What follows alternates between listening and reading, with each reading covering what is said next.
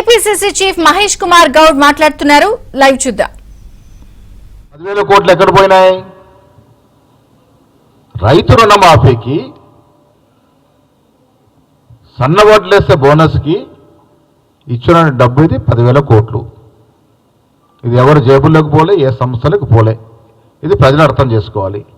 ఇలా రుణమాఫీ రుణముక్తులు చేసినట్టు రైతుల యొక్క భారాన్ని దించడానికి ఈ 10,000 కోట్లని తెలంగాణ కాంగ్రెస్ ప్రభుత్వం రైతులకు ఇవ్వడం జరిగింది. ఇది కడుపు నొప్పితో, రైతులు బాగుపడుతున్న నొప్పితో ఇవాళ ఉన్నది లేనట్టుగా లేని ఉన్నట్టుగా మాట్లాడుతూ ఉన్నాడు. 175 కోట్ల అంశం లేవనెత్తినాడు. ఏంటి 175 కోట్లది? ఇది ఆన్ రికార్డ్ వైట్ మనీ. ప్రభుత్వం టెండర్లు పిలిస్తే ఏదో ఒక ఏజెన్సీ కావాలి, కన్సల్టెన్సీ కావాలి కాబట్టి ఇది ఆనవాయితీ, ఇది ప్రాక్టీస్. ఇది గత ప్రభుత్వం జరిగినప్పుడు ఏదో కన్సల్ట్ ద్వారానే మనకు లోన్స్ వస్తాయి. ఇది బాజాప్తా రాష్ట్ర ప్రభుత్వం టెండర్లు పిలిస్తే టెండర్లో పాల్గొన్నటువంటి ట్రస్ట్ ఇన్వెస్ట్మెంట్ కంపెనీకి ఈ కన్సల్టెంట్ వ్యవస్థని అప్పచెప్పడం జరిగింది. దానికి అదనంగా 175 కోట్లు వైట్ మనీ ప్రభుత్వం ఇచ్చింది. దీంట్లో ఏదో జరిగింది కుంభకోణం. ఎక్కడుంది నాయన కుంభకోణం దీంట్లో? ఇలా ఇక్కడంత వాల్యూ లేదంటాడు ఆయన గారు. అమ్మకానికి పెట్టినటువంటి భూములు కోకాపేటలో అయితే 100 కోట్ల పలుకుతుంది.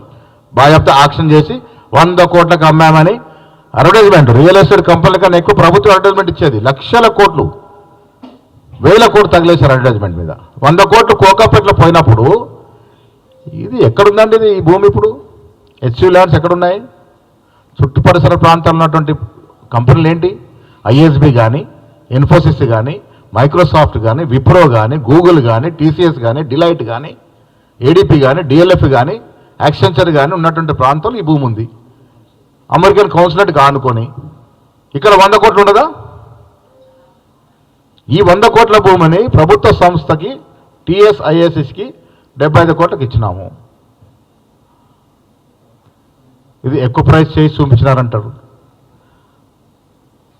ఇవాళ అక్కడున్న ధర 30,000 కోట్లు పలుకుద్ది కాబట్టి 10,000 కోట్లు బాండ్స్ రూపంలో ప్రభుత్వం తీసుకుంది. తీసుకున్న తర్వాత రైతులకు ట్రాన్స్ఫర్ చేసింది. ఈ 10,000 కోట్లు ఎటుపోయినాయి అనేది కూడా రాష్ట్ర ప్రజలకు తెలవాలి. ఈ 10,000 కోట్లు రైతుకి రుణమాఫీ కింద ట్రాన్స్ఫర్ చేసింది. మీలాగా 10,000 కోట్లు తీసుకొని దుబారా చేసి విచ్చలవిడిగా అడ్డమనడికి పంచే పరిస్థితి లేదు. రైతుల శ్రేయస్సు కొరకు దీన్ని బాండ్స్ రూపంలో తీసుకోవడం జరిగింది. దీనిలో కాంగ్రెస్ నాయకుడు కానీ అధికారిని ఒక చాక్లెట్ కూడా తీసుకునే పరిస్థితి. అడ్డం వచ్చినట్టుగా మాట్లాడుతూ ఉన్నారు. ఫారెస్ట్ గురించి మాట్లాడుతూ ఉన్నారు. ఇలా కేంద్ర కమిటీ చూసింది, అక్కడ చిన్న చిన్న బుషులు తప్ప అసలు ఫారెస్ట్ చెట్లు లేవన్నమాట. ఏఐ టెక్నాలజీ వాడి బుర్రలోజల్లకు సప్పుడికి జనికలు పరిగెత్తున్నట్టుగా, నెమళ్ళు ఉరికెత్తున్నట్టుగా ఎంత ఘోరంగా దీన్ని ప్రచారం చేసినారండి.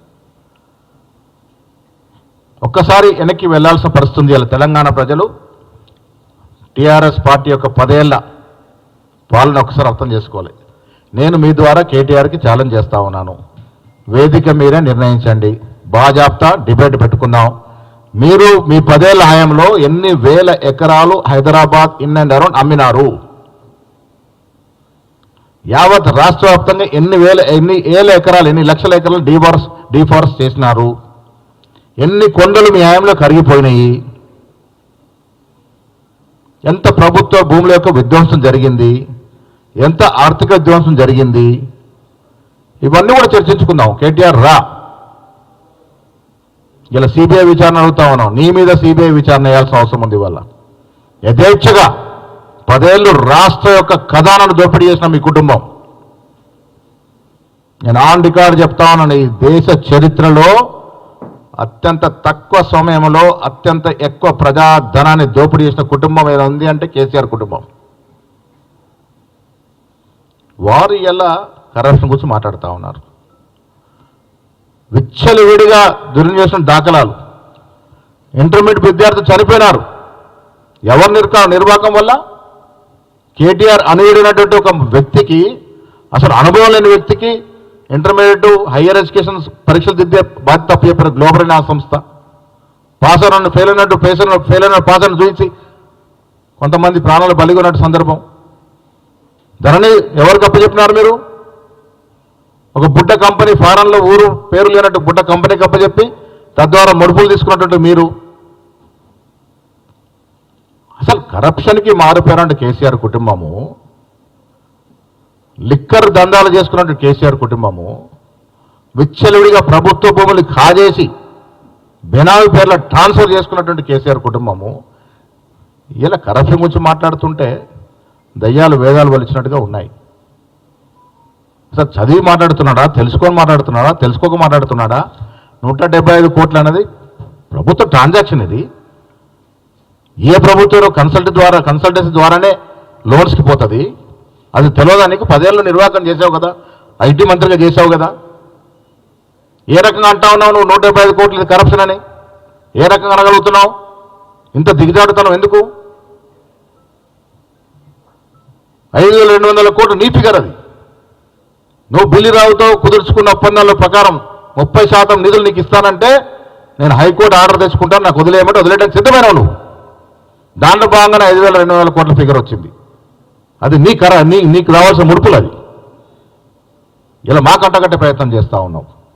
భూములు తీసుకొచ్చిన ఘనత కాంగ్రెస్ పార్టీది. ఈ భూములు వెనక్కి తీసుకొచ్చి ప్రభుత్వానికి అప్పచెప్పిన పార్టీ కాంగ్రెస్ పార్టీ. కాంగ్రెస్ నాయకులు ఆనాడు రాజశేఖర రెడ్డి కానీ ఇవాళ రేవంత్ రెడ్డి గారు కానీ. లేకుంటే ఈ రోజు వరకు ఐఎంజీ భరత్ సంస్థకి వెళ్ళిపోయారు భూములు. అవి యథేచ్ఛకి కేటీఆర్కి వచ్చే కమిషన్లు కేటీఆర్కి వచ్చేది. దాన్ని కాపాడి ఆ భూమిని ప్రభుత్వ పరం తీసుకొచ్చినాము. ప్రభుత్వ పరం తీసుకొచ్చి టీఎస్ఐసీ ఏం చేస్తుందండి? ఐఏఎస్ చేసే పనులేంటి?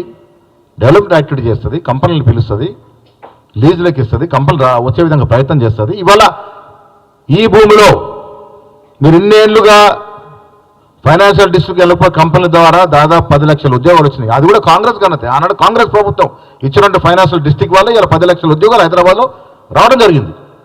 ఇవాళ ఈ కంపెనీ ఈ 400 ఎకరాల్లో కొత్త కంపెనీలు వస్తే 5 లక్షల ఉద్యోగాలు వచ్చే అవకాశం ఉంది. ఉద్యోగాలు రాకూడదా తెలంగాణకి? ఇంత కడుపు మంట ఎందుకు? రైతుల రుణమాఫీ చేయకూడదా?